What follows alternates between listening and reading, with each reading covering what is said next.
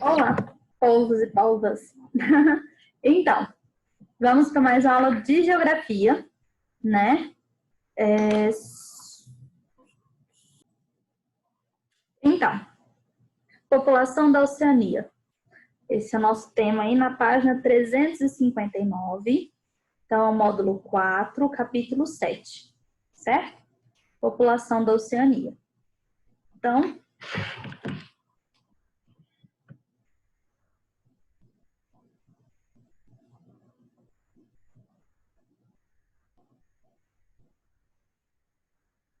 no dia 2 do 10, ok? Dia 1º do 10 foi o tema Oceania, e agora nós temos, foi o início, né, desse tema da Oceania, e agora nós temos a população da Oceania, certo? Então, como que se formou essa população na Oceania? Então, existem algumas teorias a respeito, ok? Então, são os povos nativos. Esses povos nativos na Oceania, eles têm algumas características marcantes. Nós já ouvimos falar através de filmes. Vocês podem até não saber, mas Moana, aquele filme Moana, vocês já ouviram falar? Espero que sim. Né? Já viram, tenham visto aquele filme? Eu amei aquele filme, adorei. Eu gosto de filme de animação assim. Então, Moana é um filme referente a esses povos nativos que tem lá na Austrália. E ainda existem esses povos, tá? Então, essa população da Oceania, com esses povos nativos, né, na época da chegada dos primeiros europeus que colonizaram essa região, a partir do século XVIII. Então, começa a seguir os principais aspectos desse processo de povoamento e colonização nesse continente a partir do século XVIII. Esse povoamento da região, desses principais povos, o início desses povos nativos, né, acredita-se que aconteceu num período em que o nível do mar estava mais baixo do que é hoje, ou seja, num período provavelmente glacial, em que tem congelamento dessa água do oceano, né, nos polos norte, polo sul, então diminui a quantidade de água que tem no oceano, e aí esses povos saíram andando ali e chegaram a pé por conta de algumas pontes, algo terrestre mesmo, não ponte que as pessoas construíram, mas como se fosse pontes, áreas mais elevadas do assoalho oceânico mesmo, em que as pessoas conseguiram andar. Com uma maré baixa, um nível do mar mais baixo, e eles andaram e chegaram ali na Austrália. Depois aumentou pra caramba o nível do mar, e essas pessoas ficaram meio que ilhadas ali, certo? Então, nós temos aí, essa é a teoria, né, desse processo de ocupação do ser humano nessa região, tá bom? Com a Polinésia Francesa, o Havaí e outros arquipélagos, como ilhas minúsculas, foram povoados em meio ao vasto Oceano Pacífico. Essa hipótese foi durante muito tempo motivo de grande discórdia entre pesquisadores, né? Então você pensa assim, tipo, como que essa hipótese pode ser verdadeira, sendo que outras ilhas também foram povoadas? E não tinha como essas pessoas se locomoverem tanto de uma ilha para outra. Então, ficou essa dúvida, né, de como realmente foi que esses povos chegaram ali, tá? Às vezes eles tinham barquinhos, para saber, né? Então, atualmente, a maioria dos historiadores acredita que as migrações responsáveis por povoar as sub-regiões da Micronésia, Melanésia e Polinésia se iniciaram no sudeste da Ásia, entre 3 e 4 mil anos atrás, utilizando embarcações tradicionais polinésias, tá? Então, pensa-se que vieram povos ali da Ásia para essa região e colonizaram ali, fixaram moradia nessas regiões. Então, os povos polinésios, esse termo polinésio passou a ser utilizado pelos europeus para descrever os indivíduos de povos que habitavam conjuntos de ilhas oceânicas do Pacífico e representavam semelhanças físicas. Eles falavam línguas parecidas, mesmo que sejam ancestrais, assim, descendiam de ancestrais em comum, os polinésios se diferenciavam entre as ilhas, tá? Eles eram diferentes, eles podiam ter ancestrais em comuns, mas eles eram diferentes na sua forma de se pintar, né, de se vestir, na forma de falar, a língua era diferente, porque eles não tinham contato um com o outro, ok? Eles viveram relativamente isolados durante muito tempo e, consequentemente, cada um fala a sua própria língua, né? Os principais idiomas são o samoano, falado Samoa, tá? Tahitiano, que fala o Tahiti, o Tonga, Nova Zelândia, né? Maori, na Nova Zelândia, e apenas, apesar das diferenças desses povos, eles mantinham modos de vida parecidos. Então, baseavam-se na pesca, na agricultura, principalmente pesca, né, porque eram ilhas realmente, e eles faziam sua própria produção de alimentos. Então, sem conhecimento sobre a metalurgia, siderurgia, sobre essas habilidades e construções, madeira, essas coisas eles não tinham. Produção de cordas, outros utensílios, eles não tinham tantos conhecimentos, tá? Então, era parecido nesse sentido, certo? Continuando. Chegada dos europeus e a colonização. Então, nós temos aqui com a chegada dos europeus nessa região. Então, a primeira chegada desses europeus para explorar a Oceania, né, foram expedições científicas no Oceano Pacífico em 1768. Ok?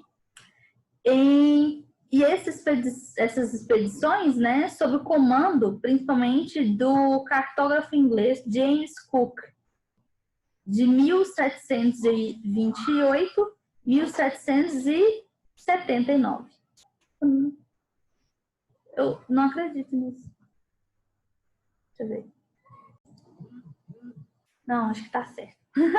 Eu pensei que eu estava gravando aqui e pensando que tá gravando e não estava gravando nada. Já pensou, gente? Lasqueira?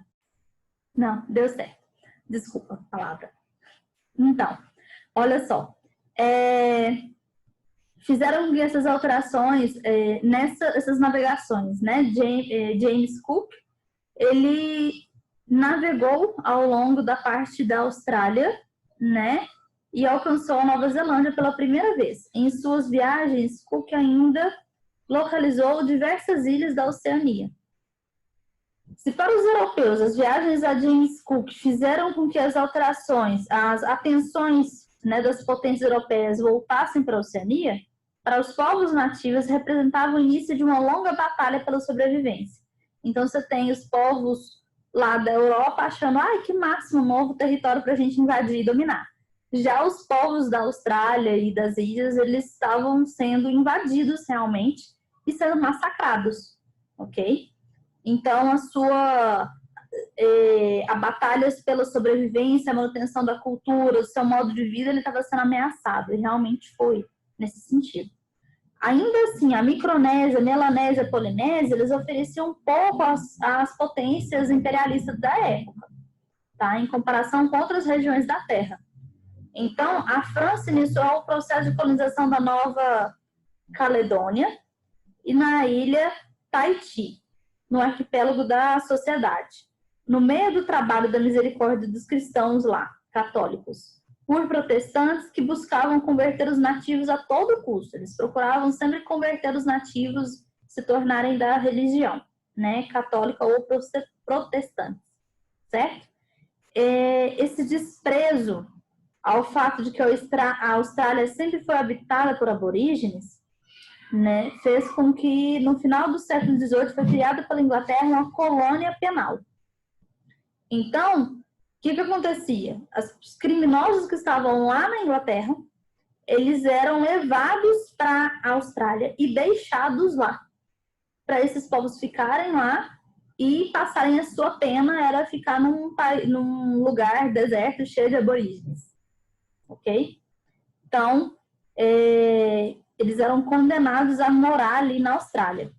Esse processo de colonização, que durou até a metade do século XX, quando a Austrália conquistou sua independência. Então, a Austrália consegue conquistar sua independência, esses povos conseguem se sobressair com as próprias riquezas e tudo, se sobressaem e conquistam sua independência.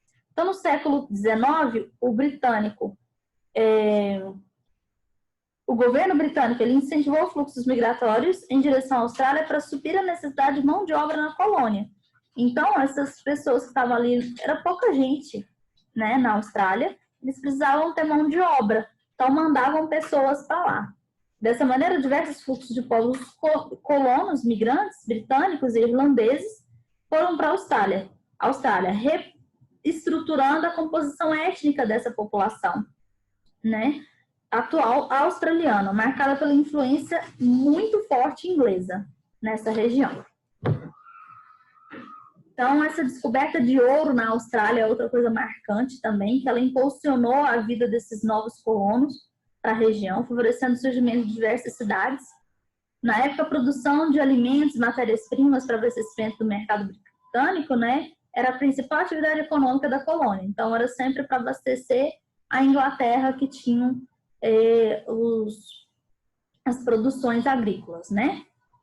Depois da Segunda Guerra Mundial, a Austrália recebeu novas levas de imigrantes, vindos tanto da Europa quanto da Ásia.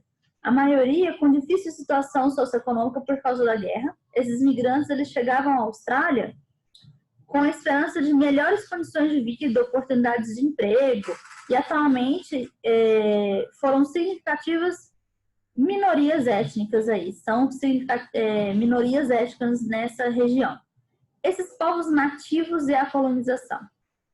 Então, a gente observa aí que esses povos nativos, né, tanto na Austrália e na Nova Zelândia, eles foram divisionados, eles foram reduzidos a poucos grupos realmente.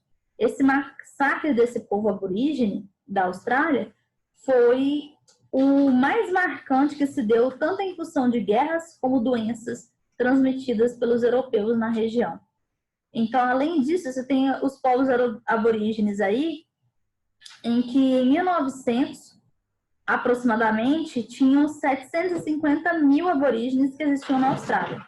Na época da chegada dos europeus, restavam apenas cerca de 100 mil. Tá? Com a chegada dos europeus, sobraram em torno só de 100 mil aborígenes, aí, grupos, né? No que habitavam as ilhas da Tasmânia, ao sul da Austrália, foram praticamente exterminados. Tá? Já na Nova Zelândia, você tem uma resistência. Então, na Nova Zelândia tem uma resistência do povo maori. Então, o povo maori, em 1840, os chefes maori, eles foram persuadidos pelo Tratado de Waitangi, por intermédio do qual você tem aí a soberania dos territórios, das terras maori, ela foi passada para a colônia britânica, para a coroa britânica. Então, o que acontece? Você tem uma diferença de grupos brigando por conta do território, né? E você tem uma dizimação muito grande ali na parte da Austrália e várias outras ilhas.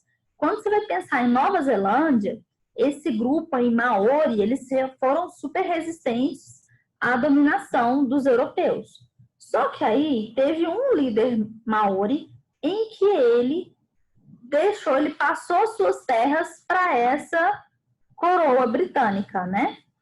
E aí esse tratado, ele foi seguido pela ocupação das terras férteis da ilha por colonos brancos. Os maoris se viram ameaçados e os conflitos com os colonos, eles ocorreram constantemente. A população foi correspondida, foi diminuída, né? Então, a população de 100 mil habitantes em 1840 e foi reduzida para 40 mil habitantes. Isso no início do século XX. Tá? Então, diminuiu bastante aí. Só que eles continuam aí nessa luta de ter seu território reconhecido aí, esses povos maori, tá? Ainda depois. Então, Composição da população na atualidade. Como que é essa composição dessa população na atualidade? A gente viu aí sobre essa forma de colonização, desse processo, né, que aconteceu, dizimação de várias pessoas, exatamente, né? E aí esses nativos, marca pela influência tanto dos povos nativos quanto dos povos europeus, né, nessa região, é marcada. Então, a Austrália e a Nova Zelândia, que foram as colônias de povoamento, receberam muitos imigrantes, ok? Hoje em dia, a gente vai ver mais adiante que continua recebendo muitos imigrantes de várias partes do mundo, inclusive turismo e tudo mais. Mas essas condições socioeconômicas dessa população, ela vai, do ponto de vista econômico, né, a Austrália e a Nova Zelândia, elas são as nações mais desenvolvidas, elas estão entre as nações mais desenvolvidas do mundo. Então, apresenta o índice de desenvolvimento considerado muito alto, além das taxas de desemprego e descriminalidade, tá? São baixíssimas as taxas de desemprego e de criminalidade ali. Elevada qualidade de vida, saúde e educação é muito boa. A realidade, ela contrasta com outros países que estão ali em volta da Oceania. Então, você vai pensar, Austrália e Nova Zelândia, eles se destacam muito como superpotências no mundo inteiro, como são várias cidades que estão ali, né, tanto da Austrália quanto Nova Zelândia, em que tem, a Austrália está no ranking de IDH, né, como país em segundo lugar melhor do mundo para se morar, tá, índice de desenvolvimento humano. Nova Zelândia está em 13. E aí você tem Fiji, está em 91, Samoa em 104, Vanuatu 134, Papua Nova Guiné 154. Então, você vai pensar em segundo lugar para 154. É bem diferente, contrastante aí na hora que você vai pensar em desenvolvimento humano. Então, alguns países, no caso, Austrália e Nova Zelândia, se destacam muito mesmo, e já outros países, eles estão bem abaixo nesse índice de desenvolvimento humano, tá bom? Então, essa dinâmica dessa população, né? A partir do século XX, início do século XXI, de acordo com essas estimativas, a população aborígene na Austrália e a Maori na Nova Zelândia, eles passaram a crescer gradualmente. Então, estima-se que existam aproximadamente em torno de 6.049 mil aborígenes vivendo na Austrália e 649 mil na Austrália, os aborígenes, e 734 mil maoris na Nova Zelândia. Vocês vão ter que gravar bem esse nome aí dos maoris na Nova Zelândia, tá, gente? Que é a maioria na Ilha Norte, na Nova Zelândia aí, certo? Atualmente, essas populações, elas lutam para poder ter uma preservação das suas tradições, sua cultura, seu território, questão dos monumentos, a herança cultural. Eles lutam realmente para poder continuar tendo sua herança cultural sendo passada, né? Esse crescimento da cultura maori na Nova Zelândia, eles tiveram seus territórios conquistados e seus direitos humanos violados durante o período colonial, certo? Então, os territórios deles passou a não ser mais deles e eles não tinham mais direito de continuar sendo eles próprios com suas culturas e tudo mais. E nas últimas décadas, essa cultura maori, ela vem sendo resgatada. Então, você tem uma política de inclusão, de valorização desses povos, política de valorização desse território, né, assim, de respeito a essa cultura. Então, começa a ter filmes que vão retratar essa população. No caso, Moana retrata essa população ali dessa região, né? Da questão das embarcações, da forma de se vestir. Existem outros filmes também que retratam essa população ali, tá? Ensina a história de um povo maori, ela é praticada atualmente nas escolas. Então, ensinada sobre a cultura maori nas escolas. Então, a poesia, a música, a escultura, tatuagem também, eles ganharam popularidade entre as pessoas ali na Nova Zelândia, né? Neozelandeses de origem europeia E pessoas de outros países também passaram a valorizar e até utilizar um pouco dessa cultura, das tatuagens, das formas aí da poesia, a música, né, sendo retratada por essa população, tá? Então, fluxo migratório no século XXI. Então, antes de entrar nessa parte aí dos fluxos migratórios, eu queria conversar com vocês e tentar recapitular um pouquinho dessa questão dessa população maori que entra e a importância dela, né? Uma importância muito, muito forte que o mundo inteiro tem visto de forma diferente, sendo retratado de forma diferente. Você chegar lá na Nova Zelândia e conseguir ver esse povo lá, e eles fazem danças características dessa população maori, e isso é retratado nas escolas, tem festividades nas ruas, e é muito marcante e respeitado atualmente. Não foi respeitado no passado, mas atualmente eles tentam resgatar um pouco isso. Tá? É tudo muito lindo e maravilhoso. Não, nem sempre, né, gente? Você tem sim o preconceito, você tem sim, na Austrália, mais à frente vocês vão ver a questão de lugares específicos que são pontos sagrados para os aborígenes, que eles tratam dessa forma, né, chamando-os de aborígenes, e não é respeitada. Turistas continuam subindo nesses montes e tudo mais. E o governo não está se importando muito pela própria população ali nativa, né? Então, esses fluxos migratórios no século XIX, no século XXI, ele vem aumentando. Em razão da qualidade de vida socioeconômica, de ter uma diversidade muito grande, as pessoas acabam indo lá em busca de estudo realmente, trabalho. São imigrantes que vêm principalmente da Ásia, da própria Oceania, eles acabam migrando ali internamente, né? A Austrália, a população de origem chinesa já correspondia a 2,2% da população em 2016, quando foi utilizado o último censo demográfico ali nessa região. Nova Zelândia, o significado um significativo contingente de imigrantes de origem polinésia tem chegado nesses países também ali, tá? No país, tá? Então, você tem migrações, elas têm ajudado a suprir a demanda de mão de obra, já que tanto a Austrália como a Nova Zelândia, ela vem passando um processo de envelhecimento da população. Então, é o mesmo processo que tem acontecendo em vários outros lugares do planeta que a gente tem estudado. O que? Essa população, ela não está tendo tantos filhos, você tem um controle, não controle de natalidade, mas as mulheres estão trabalhando e preferem trabalhar, estudar, viajar, ter sua independência, em vez de ter um monte de filhos. Então, é uma visão diferente dessa população ali, né? E no mundo inteiro a gente tem visto essa tendência. E é o que tem acontecido lá também. E aí falta mão de obra para poder fazer o trabalho braçal mesmo. Então, muitas pessoas de outros países acabam sendo atraídos para poder ir para lá pelo valor econômico que eles vão receber, melhorar a qualidade de vida ali. Tá? Então, a expectativa de vida é superior a 81 anos. Então, em média, a população vive mais que 81 anos. É uma expectativa de vida boa, realmente.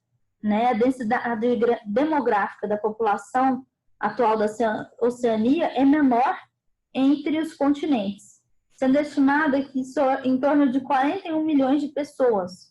Então, a grande maioria se concentra na Austrália, então tem 24 milhões na Austrália, Papua Nova Guiné 8 milhões, Nova Zelândia tem 5 milhões apenas, certo? De habitantes aí nessa situação demográfica. Então, essa partezinha aqui que eu tô na página 364, tá, gente? Então, ele tá mostrando aqui uma concentração maior aqui, ó.